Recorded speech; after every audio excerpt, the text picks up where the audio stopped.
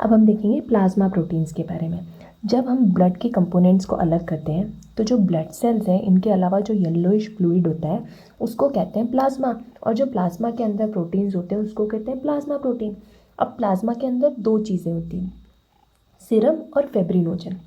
अब सीरम के अंदर भी दो और तरीके के प्रोटीन होते हैं जिसको कहते हैं एल्बुमिन और ग्लोबुलिन।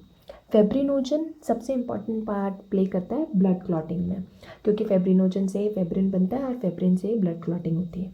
फिर एल्बुमिन, एल्बुमिन ऑस्मोटिक प्रेशर और ब्लड की विस्कोसिटी, ऑस्मोटिक प्रेशर को मेंटेन करने में हेल्प करता है और ब्लड की विस्कोसिटी यानी ब्लड को गाढ़ा बनाए रखने में सबसे ज़्यादा हेल्पफुल होता है।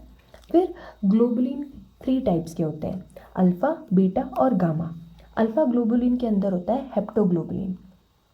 उसके अंदर जो ये पार्ट है ये किस चीज़ में काम आता है, जब आरबीसीज डेड हो जाती हैं तो उसके अंदर जो हीमोग्लोबिन, आरबीसीज को तोड़ दिया है अब तो उसके अंदर से जो हीमोग्लोबिन निकलेगा उसको ट्रांसपोर्ट करने में ये हेप्टोग्लोबुलिन काम करता है।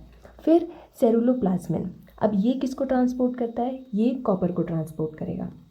फिर प्रोथ्रोम्बिन भी होता है इसके अंदर, ये क्या करता है, ये ब्लड क्लॉटिंग को प्रमोट करता है, ये एक क्लॉटिंग फैक्टर भी है। जब हम क्लॉटिंग पढ़ेंगे, क्लॉटिंग फैक्टर्स और कोगुलेशन पढ़ेंगे तो उसमें ये डिटेल में पढ़ेंगे।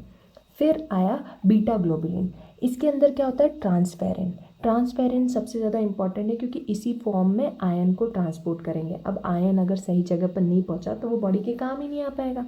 फिर इसके अंदर और क्या होता है, कॉम्प्लीमेंट प्रोटीन्स होते हैं जो कि क्या करते हैं, टॉक्सिन्स और माइक्रो ऑर्गेनिजम्स को डिस्ट्रक्ट करने में भी हेल्प करते हैं।